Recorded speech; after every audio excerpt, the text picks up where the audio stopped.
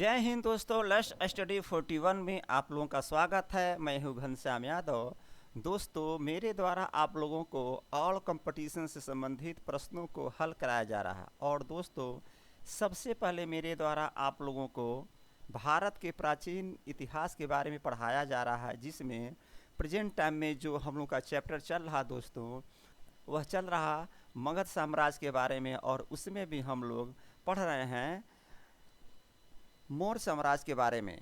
और दोस्तों, मौर्य साम्राज्य के बारे में पढ़ रहे हैं, जिसमें चंद्रगुप्त मौर्य के बारे में पढ़ रहे हैं अभी प्रेजेंट टाइम के चैप्टर में। और दोस्तों, आज का जो हम लोग का चैप्टर होगा मौर्य साम्राज्य में, हम लोगों को चंद्रगुप्त मौर्य के बारे में पढ़ना है, जिसके बारे में हम कल भी थोड़ा सा प्रकाश डाले थे। और आज बिंदुसार के बारे में पढ़ना है, यानी कि आज के चैप्टर में हम लोगों को मौर्य साम्राज्य के बारे में पढ़ना है, और उसमें भी चंद्रगुप्त मौर्य के बारे में पढ़ना है और बिंदुसार के बारे में पढ़ना है। लेकिन दोस्तों, आज का चैप्टर प्रारंभ करने से पहले सबसे पहले चलिए हम लोग कल के चैप्टर को रिविजन करते हैं और देखते हैं कि कल के चैप्टर में कल हम लोगों ने क्या पढ़ा था। तो दोस्तों, आइए सबसे पहले कल के चैप्टर को रिविजन करते हैं, फिर आज के चैप्टर को पढ़ना प्रारंभ करते हैं। तो दोस्तों, आइए कल का चैप्टर रिविजन करते हैं।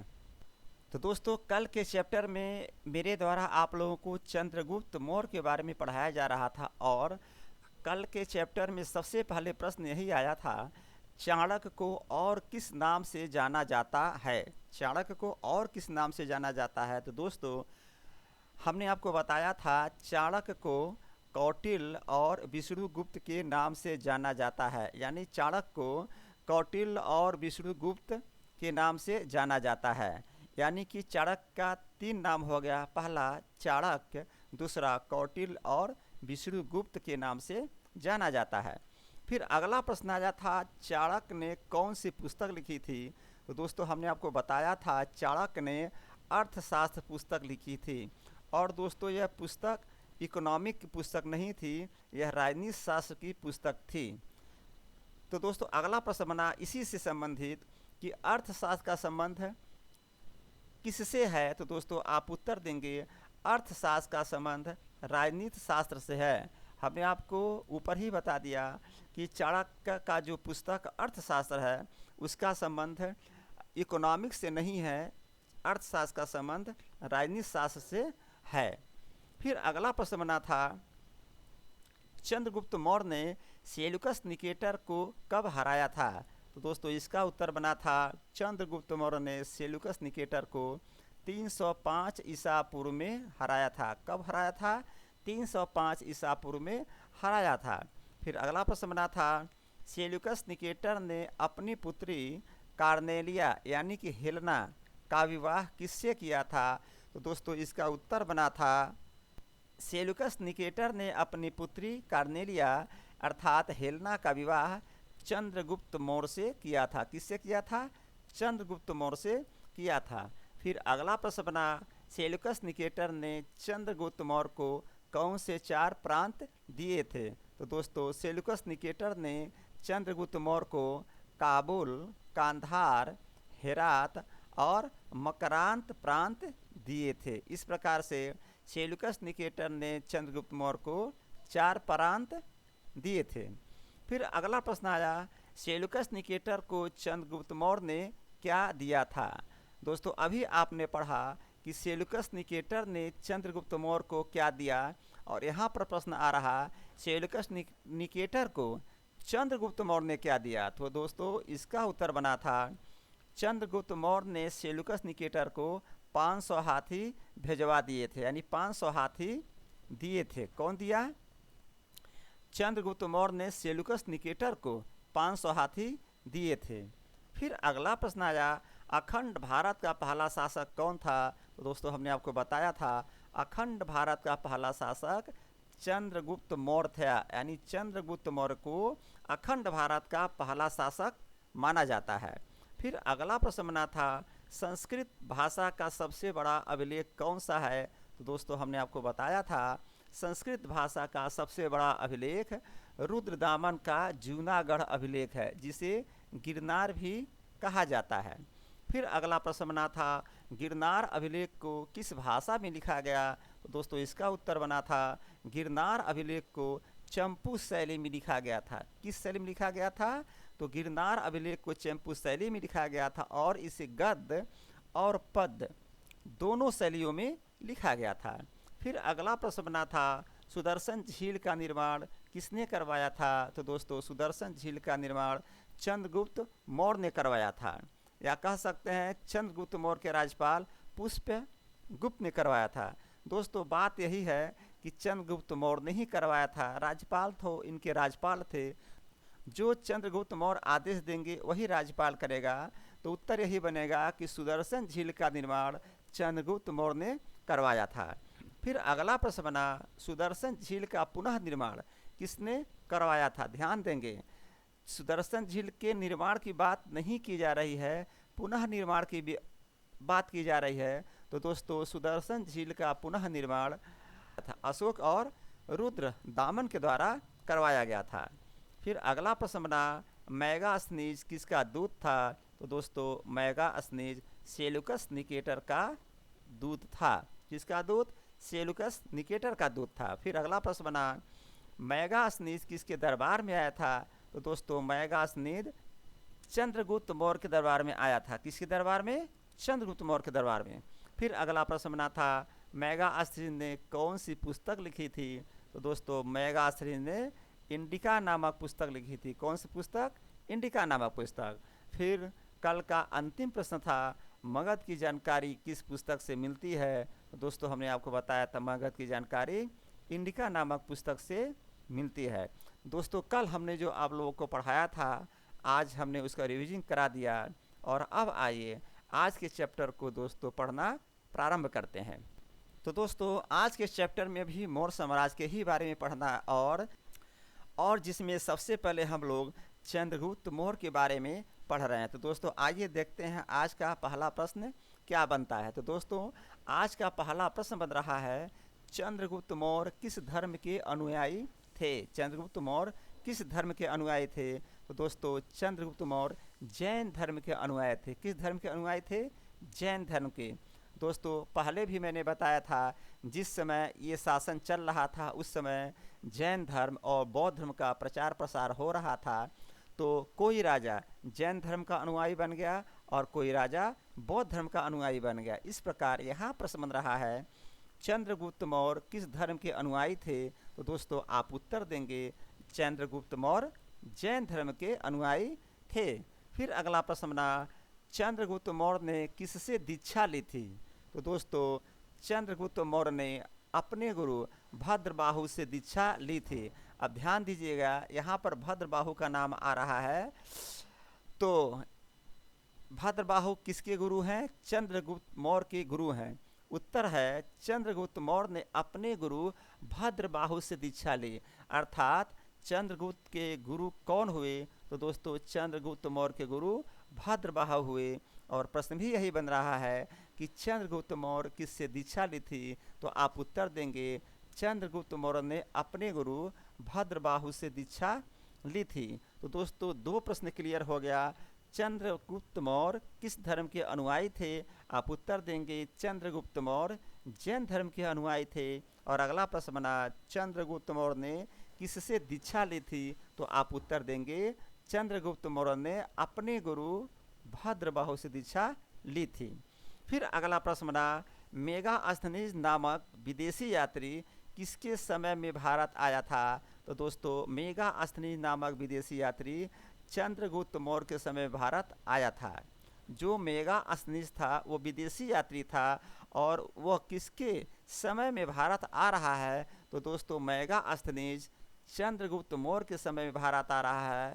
इसलिए यहाँ प्रश्न बन रहा है मेगास्थनीज नामक विदेशी यात्री किसके समय में भारत आया? तो आप उत्तर देंगे मेगास्थनीज नामक विदेशी यात्री चंद्रगुप्त मौर्य के समय में भारत आया था। फिर अगला प्रश्न बना सेल्यूकस निकेटर का राजदूत कौन था? सेल्यूकस निकेटर का राजदूत कौन था? तो दोस्तों उत्तर देंगे सेल्यूकस निकेटर का राजदूत मेगास्थनीज था। यानी सेल्यूकस निकेटर का राजदूत कौन था? तो आप उत्तर देंगे सेल्यूकस निकेटर का राजदूत मेगास्थनीज था। फिर अगला प्रश्न बना मेगास्थनीज ने कौन सी पुस्तक लिखी थी? तो आप उत्तर लिखेंगे मेगास्थनीज ने इंडिका नामक पुस्तक लिखी थी। कौन सी पुस्तक? मेगास्थनीज ने इंडिका नामक पुस्तक लिखी थी। और दोस्तों अगला प्रश्न बना, भारत में संस्कृत भाषा का सबसे बड़ा अभिलेख कौन सा है?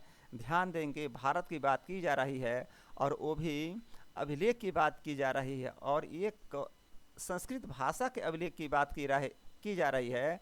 तो दोस्तों यहाँ प्रश्न बन रहा है कि भारत में संस्कृत भाषा का सबसे बड़ा अभिलेख कौन सा था? तो आप उत्तर देंगे भारत में संस्कृत भाषा का सबसे बड़ा अभिलेख रुद्रदामन का जूनागढ़ अभिलेख था। कौन सा?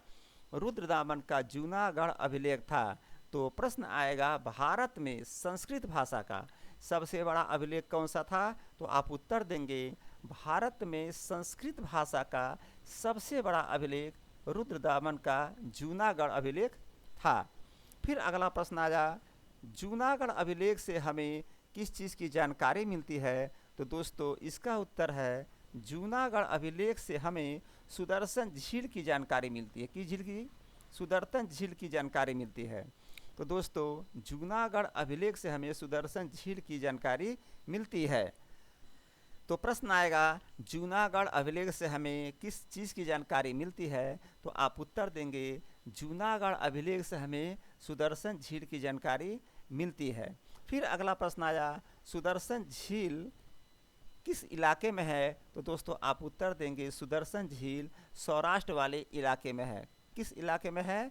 सौराष्ट्र। ध्यान दीजिएगा, यहाँ सुदर्शन झील का हमने एक चित्र लगाया है और इस पर स्पष्ट लिखा है जूनागढ़ गुजरात गिरनार, यानी कि ये जो सुदर्शन झील था ये गुजरात में पड़ता था। प्रश्न आएगा सुदर्शन झील किस इलाके में स्थित था? तो उत्तर देंगे सुदर्शन झील सौराष्ट्र वाले इलाके में स्थित था, गुजरात के इलाके में स्थित था। फिर अगला प्रश्न बना, सुदर्शन झील का निर्माण किसने करवाया था? तो दोस्तों सुदर्शन झील का निर्माण चंद्रगुप्त मौर्य के राज्यपाल पुष्पगुप्त ने करवाया था। कौन करवाया था? पुष्पगुप्त ने करवाया था। चंद्रगुप्त मौर्य के राज्यपाल पुष्पगुप्त के द्वारा करवाया गया था। ध्यान देंगे दोस्तों, चंद्रगुप्त मौर्य कहाँ पर राज कर रहे हैं? ऐसे आपको बताता हूँ, ये भारत का नाम सब मगध पर राज कर रहे हैं। और गुजरात कहाँ है? दोस्तों गुजरात यहाँ पर है। अब समझिए कि चंद्रगुप्त मौर्य के द्वारा यहाँ से आकर के गुजरात में सुदर्शन झील का निर्माण करवाया गया था, इतना दूर आकर के। तो समझ सकते हैं कि किस तरह से चंद्रगुप्त मौर्य के द्वारा अपने साम्राज्य का विस्तार किया गया था, यानी पूरे भारत पर लगभग विस्तार कर दिया गया था। फिर अगला प्रश्न बना, चंद्रगुप्त मौर्य ने अपना प्राण कब त्यागा था? तो दोस्तों चंद्रगुप्त मौर्य ने अपना प्राण 298 ईसा पूर्व में, ध्यान दीजिएगा 298 ईसा पूर्व में कर्नाटक के श्रवणबेलगोला में जैन विधि के द्वारा यानी संलेखना पद्धति के द्वारा अपना प्राण त्याग दिए थे। कौन प्राण त्याग दिया था? चंद्रगुप्त मौर्य। चंद्रगुप्त मौर्य अपना प्राण 298 ईसा पूर्व में कर्नाटक के, इस एरिया में कर्नाटक पड़ता है, कर्नाटक के श्रवणबेलगोला में जैन विधि यानी संलेखना पद्धति के द्वारा अपना प्राण त्याग दिए थे। और दोस्तों आपको पता होना चाहिए कि संलेखना पद्धति क्या होती है। दोस्तों ये बहुत ही कठोर, ये बहुत ही कठिन पद्धति है, या कह सकते नियम है। संलेखना पद्धति में व्यक्ति अपने अन्न और जल को त्याग देता था और धीरे धीरे वो अपने प्राण को त्याग देता था। समझिए कि अगर हम थोड़ा सा भूख लग जाती है हमें, तो कितने हम परेशान हो जाते हैं, प्यास लग जाती है तो हम कितने परेशान हो जाते हैं। लेकिन संलेखना पद्धति में भोजन का त्याग कर दिया जाता था, जल का त्याग कर दिया जाता, कुछ भी नहीं खाया पिया जाता था और धीरे धीरे प्राण निकल जाते थे। तो इसी तरह से चंद्रगुप्त मौर्य ने अपना प्राण संलेखना पद्धति के द्वारा त्यागा था। और कहाँ? कर्नाटक के श्रवणबेलगोला में। और कब प्राण त्यागा था? 298 ईसा पूर्व में।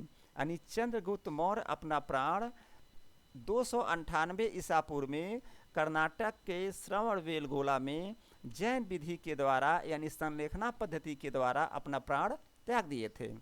फिर अगला है बिंदुसार। अब दोस्तों हम लोग पढ़ेंगे बिंदुसार के बारे में। बिंदुसार कौन था? तो दोस्तों बिंदुसार चंद्रगुप्त मौर्य का पुत्र था और बिंदुसार का पुत्र अशोक थे। ध्यान दीजिएगा, पहले यहाँ पर आएंगे चंद्रगुप्त मौर्य, उसके बाद आएंगे अशोक। चंद्रगुप्त मौर्य का बेटा बिंदुसार और बिंदुसार का बेटा अशोक। तो दोस्तों आइए हम लोग अब बिंदुसार के बारे में पढ़ते हैं। अभी हम लोगों ने बिंदुसार के पिता चंद्रगुप्त मौर्य के बारे में जानकारी लिया। अब हम लोग पढ़ेंगे चंद्रगुप्त मौर्य के पुत्र बिंदुसार के बारे में। लेकिन बिंदुसार को पढ़ने से पहले दोस्तों आइए जरा बिंदुसार के बारे में कुछ जानकारी लेते हैं कहानी के रूप में। थोड़ी सी जानकारी हम आपको देंगे बिंदुसार के बारे में, जो कि कहानी के रूप में देंगे, तो इससे पता चल जाएगा कि हमको बिंदुसार के बारे में क्या पढ़ना है, या थोड़ा सा बिंदुसार का परिचय हो जाएगा, तो बिंदुसार के बारे में पढ़ने में हमें आसानी हो जाएगी। तो आइए दोस्तों सबसे पहले एक कहानी के रूप में थोड़ा सा बिंदुसार को समझते हैं। तो दोस्तों ध्यान देंगे, बिंदुसार के पिता का नाम चंद्रगुप्त मौर्य था और बिंदुसार के पुत्र का नाम अशोक था। ये बहुत ही महत्वपूर्ण बात है, चूँकि बिंदुसार ऐसे राजा थे, कोई विशेष काम नहीं दिए थे और बिंदुसार का कोई नाम विशेष नहीं आता है इतिहास में, लेकिन बिंदुसार को इसलिए पढ़ाया जाता है। इसके पीछे कारण ये है, बिंदुसार को पढ़ाने के पीछे कारण ये है कि एक कहा जाता है कि चंद्रगुप्त मौर्य यानी यह एक पिता का पुत्र था और एक पुत्र का पिता था। इसका कोई अपना विशेष महत्व नहीं था, किसका? बिंदुसार का। इसलिए यहाँ पर चंद्रगुप्त मौर्य हैं ऐसे समझ लीजिए, और यहाँ पर अशोक हैं। चंद्रगुप्त मौर्य और अशोक दोनों बहुत ही महान शासक थे। अभी आप चंद्रगुप्त मौर्य के बारे में पढ़ा, पूरे भारत साम्राज्य का विस्तार कर लिए थे, और अशोक भी इसी तरह से पूरे भारत पर शासन किए थे। तो दोस्तों चंद्रगुप्त मौर्य और अशोक दोनों के बीच में बिंदुसार हैं, इसलिए बिंदुसार को कहा जाता है कि एक पिता का पुत्र है और पुत्र का पिता है। बिंदुसार एक पिता का पुत्र है और पुत्र का पिता है। बिंदुसार के बारे में ये बात कही जाती है। और इसके बाद मैं आगे बताऊं कि बिंदुसार के समय में सीरिया नरेश एंड्रियोकस थे। जो सीरिया के नरेश थे उनका नाम था एंड्रियोकस, और एंड्रियोकस का राजदूत डाइमेकस था। सीरिया नरेश उस समय थे और सीरिया नरेश का नाम एंड्रियोकस था और एंड्रियोकस का राजदूत डाइमेकस हुआ करता था। और दोस्तों डाइमेकस बिंदुसार के दरबार में आया था। कौन आया था? डाइमेकस बिंदुसार के दरबार में आया था। तो प्रश्न आएगा कि डाइमेकस किसके दरबार में आया था? तो आप उत्तर लिखेंगे डाइमेकस बिंदुसार के दरबार में आया था। और कहाँ से आया था? सीरिया से आया था। फिर अगला दोस्तों मिस्र नरेश। मिस्र में जो राजा थे, मिस्र के नरेश थे, उनका नाम था फिलाडेल। मिस्र के राजा का नाम क्या था? फिलाडेल। और फिलाडेल का राजदूत डायनेसियस हुआ करता था। उस समय फिलाडेल का राजदूत डायनेसियस हुआ करता था। और फिलाडेल कहाँ का राजा था? मिस्र का राजा था। मिस्र का राजा या मिस्र का नरेश फिलाडेल था और फिलाडेल का राजदूत डायनेसियस था। और दोस्तों डायनेसियस भी कहाँ आया था? बिंदुसार के दरबार में आया था। ध्यान दीजिएगा, डाइमेकस जो राजदूत था वो किसके दरबार में आया? बिंदुसार के दरबार में आया। और डायनेसियस जो था मिस्र का राजदूत, वो किसके दरबार में आ रहा है? तो दोस्तों वो भी बिंदुसार के दरबार में आ रहा है। प्रश्न आएगा डाइमेकस जो राजदूत था किसके दरबार में आया था? तो दोस्तों इसका उत्तर बनेगा डाइमेकस जो राजदूत था वो बिंदुसार के दरबार में आया था। और एक प्रश्न और बनेगा, डायनेसियस जो राजदूत था किसके दरबार में आया था? तो दोस्तों आप उत्तर लिखेंगे डायनेसियस था, वो भी बिंदुसार के दरबार में आया था। फिर मैं दोस्तों आपको आगे बताऊं एक थोड़ा सा पिक्चर बना करके भारत का ऐसे। अब समझिए यहाँ पर मगध था। क्या था यहाँ पर? मगध। और मगध पर कौन राज कर रहा था? तो मगध पर दोस्तों बिंदुसार राज कर रहा था। उसके बाद दोस्तों यहाँ पर था अवंती। यहाँ पर था अवंती। अब अवंती पर कौन राज कर रहा था? तो दोस्तों उस समय अवंती पर बिंदुसार का पुत्र अशोक राज कर रहा था। और उसके बाद दोस्तों यहाँ पे था गांधार और कश्मीर, यहाँ पर था गांधार और कश्मीर, गांधार और कश्मीर। यहाँ पर कौन शासन कर रहा था? तो सुसीम शासन कर रहा था। ध्यान दीजिएगा, यहाँ पर सुसीम शासन कर रहा था। तो ये जो बिंदुसार हैं, बिंदुसार का पुत्र अशोक, और अशोक और बिंदुसार का पुत्र सुसीम थे। तो दोस्तों अशोक शासन कर रहे हैं अवंती में और सुसीम शासन कर रहे हैं गांधार और कश्मीर में। तो दोस्तों क्या होता है, गांधार और कश्मीर में विद्रोह फैल जाता है, यानी कि वहाँ पर संघर्ष स्टार्ट हो जाता है, और उस संघर्ष को सुसीम दबा नहीं पाते हैं, यानी सुसीम उस संघर्ष को दबा नहीं पाते हैं, उस कलह को सुसीम दबा नहीं पाते हैं। तो बिंदुसार क्या कहते हैं अशोक को कि अशोक जाओ और गांधार में जहाँ सुसीम है वहाँ पर जो प्रॉब्लम क्रिएट हुई है उसको तुम समाप्त करो, यानी युद्ध करो, और जो भी बदमाशी कर रहा है उनको तुम युद्ध के माध्यम से चाहे जैसे भी उनका दमन करो। तो अशोक दोस्तों कहाँ जाते हैं? गांधार चले जाते हैं, यानी कश्मीर चले जाते हैं, जहाँ पर सुसीम राज कर रहे थे। और अशोक जा कर के बहुत ही कुशलता के साथ, बहुत ही कुशलता के साथ जो गांधार में विद्रोह पैदा हुआ था उनका दमन करते हैं, यानी उसको दबा देते हैं। इस प्रकार अशोक जा करके गांधार में यानी कश्मीर में जो प्रॉब्लम क्रिएट होता है उसका दमन करते हैं।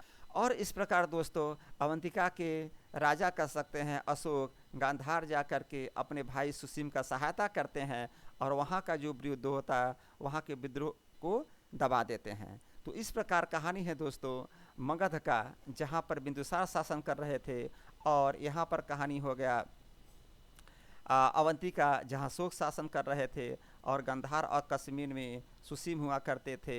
तो इस प्रकार अशोक जा कर के गांधार में प्रॉब्लम को सॉल्व करते हैं। तो दोस्तों अब आइए हम लोग बिंदुसार के बारे में पढ़ना प्रारंभ करते हैं। किसके बारे? बिंदुसार के बारे में।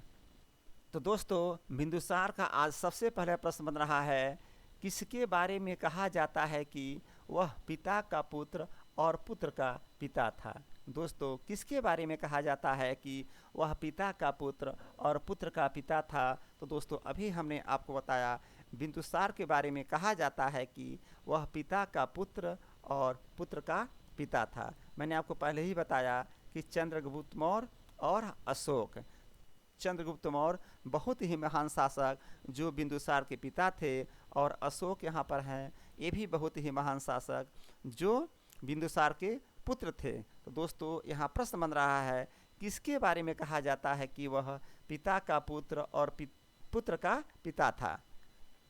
तो दोस्तों आप उत्तर देंगे बिंदुसार के बारे में कहा जाता है कि वह पिता का पुत्र और पुत्र का पिता था। फिर अगला प्रश्न बना, सीरिया के शासक एंटियोकस ने अपना राजदूत डायमेकस को किसके दरबार में भेजा था? तो दोस्तों सीरिया का शासक एंटियोकस ने अपना राजदूत डायमेकस को बिंदुसार के दरबार में भेजा था। किसके दरबार में भेजा था? बिंदुसार के। दोस्तों अभी कहानी के रूप में हमने आपको बताया था कि सीरिया का जो शासक था एंटियोकस अपने राजदूत डायमेकस को बिंदुसार के दरबार में भेजा था। तो दोस्तों यही प्रश्न बन रहा है यहाँ पर कि सीरिया के शासक एंटियोकस ने अपना राजदूत डायमेकस को किसके दरबार में भेजा था? तो आप उत्तर देंगे सीरिया के शासक एंटियोकस ने अपना राजदूत डायमेकस को बिंदुसार के दरबार में भेजा था।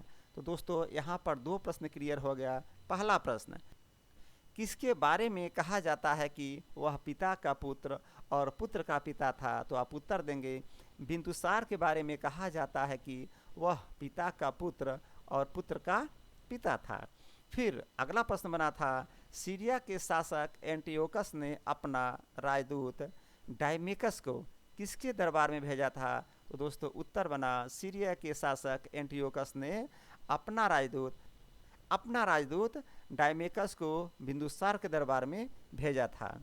फिर अगला प्रश्न बना, चंद्रगुप्त मौर्य के पुत्र कौन थे? तो दोस्तों चंद्रगुप्त मौर्य के पुत्र बिंदुसार थे, जो कि हमने पहले आपको बताया।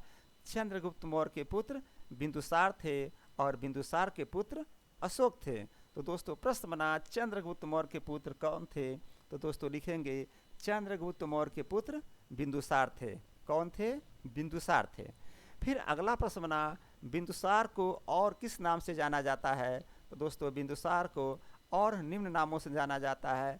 पहला, अमित्रघात कहा जाता है, जिसे शत्रु विनाशक कहा जाता है। अमित्रघात का मतलब होता है शत्रु विनाशक। फिर उनका दूसरा नाम था भद्रसार, दूसरा नाम था भद्रसार, जिसे वायु पुराण में पाया गया। वायु पुराण में लिखा गया है कि बिंदुसार का और भी नाम था, जिसका नाम था भद्रसार। फिर जैन धर्म से हमको पता चलता है कि सिंहसेन, सिंहसेन किसका नाम था? बिंदुसार का नाम था। बिंदुसार का नाम सिंहसेन था। ये कैसे पता चलता? तो दोस्तों जैन धर्म से पता चलता है कि बिंदुसार का नाम सिंहसेन था। और दोस्तों 16 राज्यों का विजेता बौद्ध विद्वान तारानाथ ने कहा था बिंदुसार को 16 राज्यों का विजेता कह रहा है। कौन कह रहा है? बौद्ध विद्वान तारानाथ कह रहा है कि बिंदुसार 16 राज्यों का विजेता था। इस प्रकार बिंदुसार को और 4 नामों से जाना जाता है। पहला, अमित्रघात, जिसे शत्रु विनाशक कहा जाता है। और दूसरा, वायु पुराण में भद्रसार के नाम से जाना गया।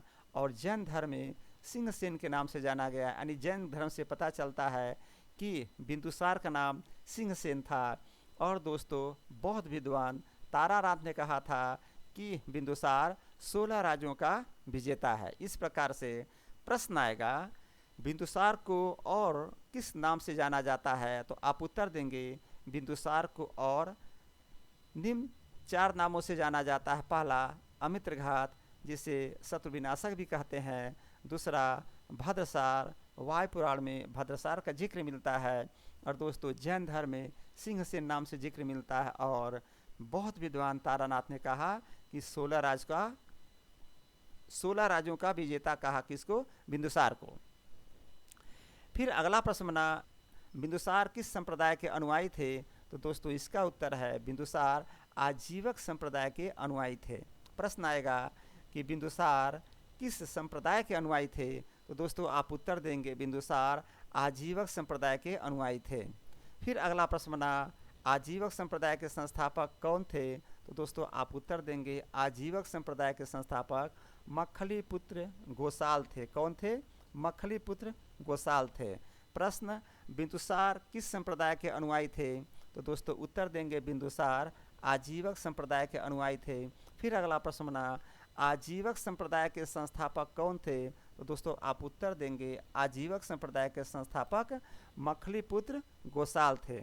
फिर अगला प्रश्न बना, बिंदुसार के बड़े बेटे का क्या नाम था और छोटी बेटी का क्या नाम था? तो दोस्तों उत्तर देंगे, बिंदुसार के बड़े बेटे का नाम सुसीम और छोटे का नाम अशोक था। ऐसे तो दोस्तों बिंदुसार के और भी पुत्र थे, लेकिन यहाँ पर 2 लोगों का नाम आ रहा है। चूँकि देखिए इतिहास में उसी को पढ़ाया जाता है जो कुछ काम किए होते हैं। तो इसमें बिंदुसार के बड़े बेटे का नाम सुसीम और छोटे बेटे का नाम अशोक। और अभी हमने आपको बताया था कि अशोक अवंतिका के राजा थे और सुसीम गांधार और कश्मीर के राजा थे। और जब गांधार में और कश्मीर में विद्रोह फैल गया तो उस विद्रोह का दमन करने के लिए, उस विद्रोह को दबाने के लिए अशोक वहाँ पहुँचते हैं। क्यों? क्योंकि उनके पिता बिंदुसार कहे कि अशोक जाओ, और गांधार में प्रॉब्लम खड़ी हो गई है, यानी कि वहाँ विद्रोह भड़क गया है, जाओ और देखो।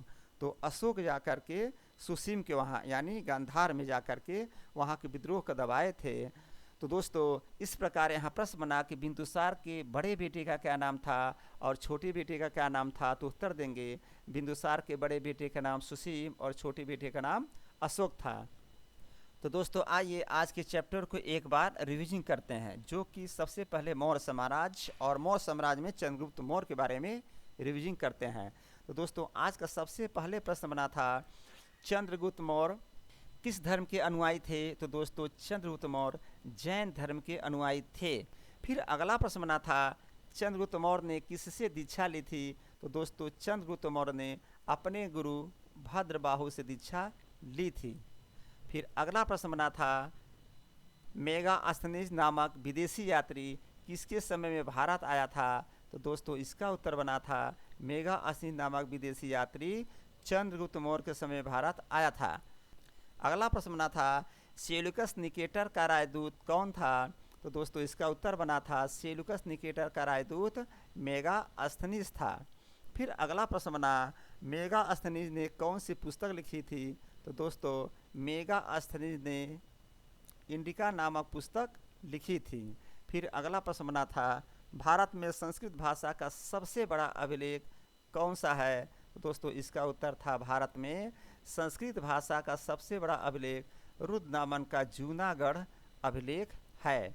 फिर अगला प्रश्न बना जूनागढ़ अभिलेख से हमें किस चीज़ की जानकारी मिलती है? तो दोस्तों इसका उत्तर बना था जूनागढ़ अभिलेख से हमें सुदर्शन झील की जानकारी मिलती है। किस चीज़ की जानकारी मिलती है? सुदर्शन झील की जानकारी मिलती है। फिर अगला प्रश्न बना था सुदर्शन झील किस इलाके में स्थित है? तो दोस्तों सुदर्शन झील सौराष्ट्र वाले इलाके में स्थित है। जो सौराष्ट्र वाला इलाका है दोस्तों वो गुजरात में पड़ता है। ध्यान देंगे यहाँ पिक्चर के माध्यम से मैं दर्शाया हूँ। सौराष्ट्र वाला इलाका गुजरात में पड़ता है। देखिए गुजरात स्टेट है, इसमें पड़ता है। फिर अगला प्रश्न बना सुदर्शन झील का निर्माण किसने करवाया था? तो दोस्तों सुदर्शन झील का निर्माण चंद्रगुप्त मौर्य के राज्यपाल पुष्यगुप्त ने करवाया था। फिर अगला प्रश्न बना चंद्रगुप्त मौर्य ने अपना प्राण कब त्यागा? तो दोस्तों इसका उत्तर है चंद्रगुप्त मौर्य ने अपना प्राण 298 ईसा पूर्व में कर्नाटक के श्रवणबेल गोला में जैन विधि संलेखना पद्धति द्वारा प्राण त्यागा था। यानी चंद्रगुप्त मौर्य ने अपना प्राण 298 ईसा पूर्व में कर्नाटक के श्रवणबेल गोला में जैन विधि यानी कि संलेखना पद्धति के द्वारा अपना प्राण त्याग दिया था। फिर अगला प्रश्न बना किसके बारे में कहा जाता है कि वह पिता का पुत्र और पुत्र का पिता था? तो दोस्तों इसका उत्तर था बिंदुसार के बारे में कहा जाता है कि वह पिता का पुत्र और पुत्र का पिता था। फिर अगला प्रश्न आया सीरिया के शासक एंटियोकस ने अपना राजदूत डायमेकस को किसके दरबार में भेजा था? तो दोस्तों इसका उत्तर बना था सीरिया के शासक एंटियोकस ने अपना राजदूत डायमेकस को बिंदुसार के दरबार में भेजा था। किसके दरबार में भेजा था? बिंदुसार के दरबार में भेजा था। फिर अगला प्रश्न बना चंद्रगुप्त मौर्य के पुत्र कौन थे? तो दोस्तों चंद्रगुप्त मौर्य के पुत्र बिंदुसार थे और बिंदुसार के पुत्र अशोक थे। फिर अगला प्रश्न बना बिंदुसार को और किस नाम से जाना जाता है? तो दोस्तों बिंदुसार को अमित्रघात के नाम से जाना जाता है, जिसे शत्रु विनाशक कहा जाता है। और वायु पुराण में भद्रसार का जिक्र किया गया है, इस नाम से जाना जाता है बिंदुसार को। और जैन धर्म में सिंहसेन का जिक्र किया गया है, यानी सिंहसेन के नाम से भी जाना जाता है किसको? बिंदुसार को। और बौद्ध विद्वान तारानाथ ने 16 राज्यों का विजेता कहा किसको? बिंदुसार को। फिर अगला प्रश्न आया बिंदुसार किस संप्रदाय के अनुयायी थे? तो दोस्तों बिंदुसार आजीवक संप्रदाय के अनुयायी थे। किस संप्रदाय के? आजीवक संप्रदाय के अनुयायी थे। और फिर अगला प्रश्न बना आजीवक संप्रदाय के संस्थापक कौन थे? तो दोस्तों आजीवक संप्रदाय के संस्थापक मखलीपुत्र गोसाल थे। कौन थे? मखलीपुत्र गोसाल थे। और आज का अंतिम प्रश्न बना था बिंदुसार के बड़े बेटे का क्या नाम था और छोटे बेटे का क्या नाम था? तो दोस्तों इसका उत्तर बना बिंदुसार के बड़े बेटे का नाम सुसीम और छोटे बेटे का नाम अशोक था। और इन दोनों बेटों में सबसे महान अशोक था। तो दोस्तों आज हमने बताया कि चंद्रगुप्त मौर्य जैन धर्म के अनुयायी थे और चंद्रगुप्त मौर्य ने अपने गुरु भद्रबाहु से दीक्षा ली थी। और दोस्तों मेगास्थनी नामक विदेशी यात्री चंद्रगुप्त मौर्य के समय में भारत आया था और सेल्यूकस निकेटर का राजदूत मेगास्थनीज था। फिर मैंने आपको बताया मेगास्थनीज ने इंडिका नामक पुस्तक लिखी थी। और दोस्तों भारत में संस्कृत भाषा का सबसे बड़ा अभिलेख रुद्रनामन का जूनागढ़ अभिलेख है। फिर हमने आपको बताया कि जूनागढ़ अभिलेख से हमें सुदर्शन झील की जानकारी मिलती है। फिर हमने आपको बताया सुदर्शन झील सौराष्ट्र वाले इलाके में स्थित है। और दोस्तों सौराष्ट्र वाला इलाका गुजरात में पड़ता है। देखिए यहाँ पर लिखा हुआ गुजरात। सौराष्ट्र वाला इलाका कहाँ पड़ता है? गुजरात में पड़ता है। और दोस्तों सुदर्शन झील का निर्माण चंद्रगुप्त मौर्य के राजपाल पुष्यगुप्त ने करवाया था। और दोस्तों चंद्रगुप्त मौर्य ने अपना प्राण 298 ईसा पूर्व में कर्नाटक के श्रवणबेलगोला में जैन पद्धति यानी संलेखना पद्धति के द्वारा अपना प्राण त्याग दिया था। और दोस्तों बिंदुसार के बारे में कहा जाता है कि वह पिता का पुत्र और पुत्र का पिता था। और दोस्तों सीरिया के शासक एंटियोकस ने अपना राजदूत डायमेकस को बिंदुसार के दरबार में भेजा था। और दोस्तों चंद्रगुप्त मौर्य के पुत्र बिंदुसार थे और बिंदुसार के पुत्र अशोक थे। और बिंदुसार को और 4 नामों से जाना जाता है, जिसे अमित्रघात कहा जाता है, इसे शत्रुविनाशक कहते हैं। और दूसरा भद्रसार वायु पुराण में मिलता है दोस्तों कि बिंदुसार को भद्रसार के नाम से भी जाना जाता है। और जैन धर्म में मिलता है कि बिंदुसार को सिंहसेन के नाम से जाना जाता है। और दोस्तों बौद्ध विद्वान तारानाथ ने कहा था कि 16 राज्यों का विजेता यानी बिंदुसार को 16 राज्यों का विजेता कहा था। कौन कहा था? बौद्ध विद्वान तारानाथ ने कहा था। और दोस्तों बिंदुसार आजीवक संप्रदाय के अनुयायी थे और आजीवक संप्रदाय के संस्थापक मखलीपुत्र गोसाल थे। और बिंदुसार के बड़े बेटे का नाम सुसीम और छोटे बेटे का नाम अशोक था। तो दोस्तों इस प्रकार से आज का चैप्टर यहीं समाप्त होता है। मुझे उम्मीद है कि आपको पढ़ने में बहुत आनंद आया होगा। और एक बात और बताऊं, याद करने का तरीका, अगर मान लीजिए किसी प्रश्न को आप बार बार भूल रहे हैं तो दोस्तों 10 मिनट का टाइम दीजिए और उसको एक प्रश्न उत्तर को 10 बार लिख डालिए, कभी नहीं भूलेगा। ये ट्रिक बहुत ज़रूरी है, हम भी ऐसा किया करते थे। और एक बात और बताऊं, आपको दिन भर में अगर जो चैप्टर हमने पढ़ा दिया आपको याद करना है तो आप समझिए इसको, जैसे मैं पढ़ा रहा हूँ इसको समझिए। और जहाँ जहाँ मिस्टेक लगता है कि जहाँ जहाँ आप किसी प्रश्न को बार बार भूलते हैं उसको 10 बार लिख डालिएगा तो भूलता नहीं है। तो दोस्तों इस तरह से आप याद कर सकते हैं। और मैं कहूँगा कि दिल लगा के पढ़िए, मन लगा के पढ़िए, पूरा अपना 100% दीजिए। दोस्तों जो बच्चा अपना 100% देता है उसको सफलता मिलती ही मिलती है। तो दोस्तों आज का क्लास मैं यहीं पर समाप्त करता हूँ। जय हिंद, जय भारत।